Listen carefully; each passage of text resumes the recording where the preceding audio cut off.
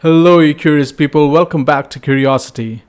So we've discussed libertarian free will, even causal libertarianism, and agent causal libertarianism so far.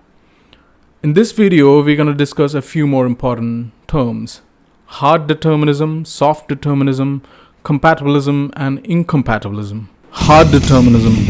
Hard determinism is the philosophical view which holds that determinism is true, that it is incompatible with free will, and therefore that free will does not exist. According to hard determinists, every event that happens, including human decisions and actions, are caused by prior events and the laws of nature. I discussed this in my determinism video, so I'll just run through the argument again. The universe works based on the laws of the universe. We can't control the past and the laws of nature. Given the past or the present, that is fixing the initial conditions and the laws of nature, everything that will happen thereafter is fixed. We are also a part of the universe. Since the future is fixed, we can't do otherwise than what we actually end up doing. Free will requires the ability to do otherwise. Conclusion: determinism implies free will does not exist. So here's something interesting. Hard determinists argue that we are not ultimately morally responsible for our actions and decisions, at least in a retributive manner, because we did not have any real control over our decisions. This is the whole point, the most important point in the concept of free will that I haven't talked about extensively in any of my videos so far. The implication of lack of free will, that if you were not free and you could not have done otherwise, how in the world are you morally responsible for your actions? Think about it. Soft determinism or compatibilism. Soft determinism is the view that holds that causal determinism is true, but we still have free will when, in the absence of external impediments, our decisions and actions are caused by our internal motivations like desires, beliefs, intentions, and reasons, which is a bit similar to even causal libertarianism, but without the indeterminacy involved. Soft determinism posits that determinism being true does not entail that free will does not exist. They say that free will and determinism are mutually compatible with each other, that it is possible to believe in both free will and determinism without being logically inconsistent. They say that determinism being true does not mean that free will does not exist, that alright, the future is fixed, and that we can't do otherwise. We are not free to do otherwise.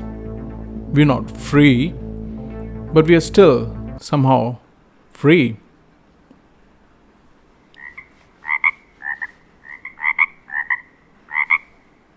When you chose tacos over pineapple pizza, you did it freely because you acted upon your own desire for tacos over pineapple pizza, as if you were free to choose pineapple pizza.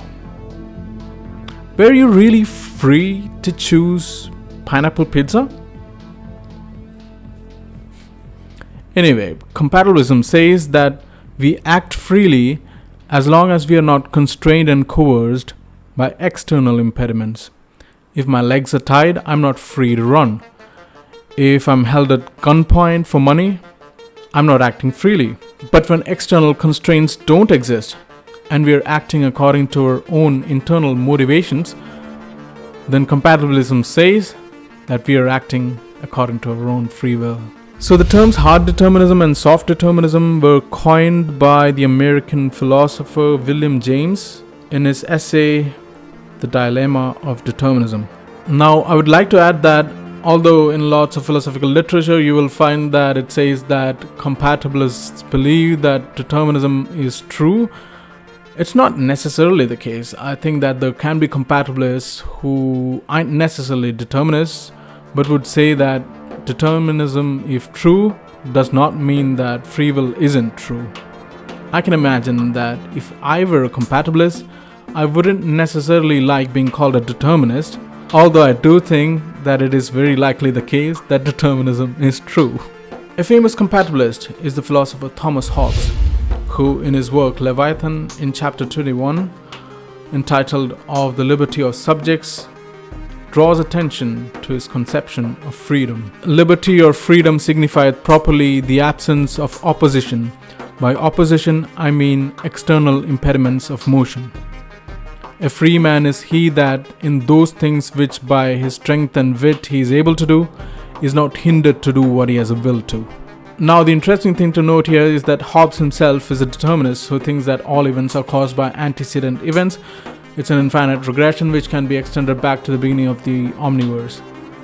Initial conditions and laws of nature determine the future. He knows that you're watching this video was determined and inevitable, and yet he somehow thinks that you're free to not watch because you're following your own desires, which themselves were determined. So compatibilists, with a clever sleight of hand, kind of redefine free will from the ability to do otherwise to the freedom to do what you desire. There are different types of compatibilism, which I will address later. Incompatibilism. Self-explanatory. Incompatibilism is the view that says that free will is incompatible with determinism, just like that toxic ex of yours that you were totally incompatible with. Sorry about that. That determinism, if true, kills free will. So there can be two parties with completely opposite views in the debate who can combine together and consider each other friends and call themselves incompatibilists. Yes, you're an incompatibilist if you're a hard determinist or a free will skeptic, and you're also an incompatibilist if you're a libertarian free willist, because both of them believe that free will is incompatible with determinism. Free will skeptic, one who says that free will does not exist, doesn't necessarily claim anything about the metaphysics of things. She's not necessarily a hard determinist. She can be a determinist, an indeterminist, or can be inconclusive about metaphysics, but she is definitely an incompatibilist. So which one of these positions makes sense to you? I'm a free will skeptic. What are you? Tell me in the comments below. Thank you for watching the video. Please subscribe to this channel. Let's quickly get to 750. From the next video, the real fun begins. We're getting to the business end of the series. Stay tuned and stay curious. I've been Curiosity, and I'll see you soon.